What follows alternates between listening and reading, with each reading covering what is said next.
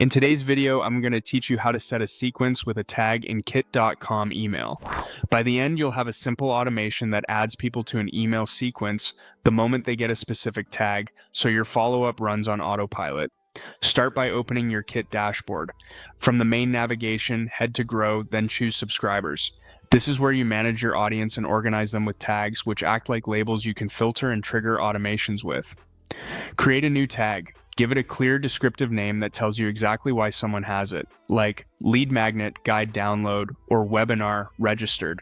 Keeping naming consistent helps a lot as your list grows. When you're happy with the name, save it. That tag is what will kick off your sequence later. Next, with subscribers still open, click Send, then go to Sequences. Open the sequence you want to use, or select the one you've prepared for this workflow. Rename the subject line for your first email so it's clear and compelling. Add your emails to the sequence in order.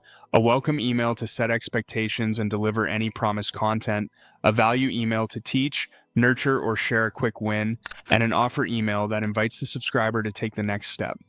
Keep messages concise, focused on one outcome each, and make sure your links and branding are consistent.